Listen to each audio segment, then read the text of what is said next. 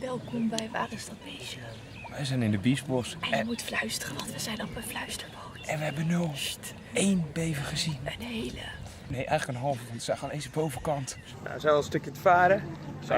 IJsvogeltjes hebben we al gezien. Wat hebben we nog meer gezien? We hebben futen gezien, meerkoeten, groenlingen, eenden. En een kerel op een motorboot. Supersnel. Supersnel. De golven nog na. Ja, we hopen dus dat die de bevers niet heeft weggejaagd. En dat we er zo nog een paar kunnen spotten. Ja, en als cadeautje hoop ik ook stiekem nog een beetje op een vis aan het. Wordt lastig. Maar als we die zien, leg Martijn hem vast. Want ik ben namelijk mijn camera vergeten. We hebben vanavond de tweede bever gezien. Ongeveer hier zwemt de bever. Ik weet niet of je het kan zien. Maar ja, hier. Inzoomen, hier. En Martijn staat er bijna naast. En die filmt niet. Ik weet niet of Martijn wel een echte wildlifer is. Maar gelukkig hebben we ook mensen die hun camera niet meenemen. Kan zomaar gebeuren. Maar die hebben wel de eerste bever gespot. Kiekendief. Luistert.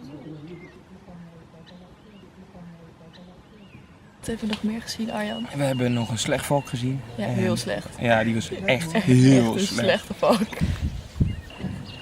Dit is de bever op mensen-excursie. Er zitten een heleboel mensen te kijken. Dat is een beetje de vraag. Wie kijkt er nu naar wie? We hebben nu al 3 bevers gezien.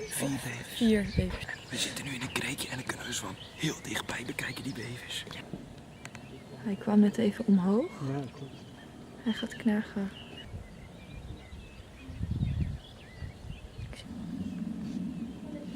Er zitten een heleboel vliegende vissen. Kamikaze steekpaars noemen ze ook wel. Alsof er een aasgolf weer in het water zit. En daardoor springen ze op. Ik weet even niet of dit nou bever nummer 6 is of dat het dezelfde van net was. Hij was een tijdje onder water en nu is hij weer terug. En nu gaat hij er weer vandoor. Hij zit nou bij de tak. Zit ik nou een tak te filmen of een bever? Is het een tak of is het een bever?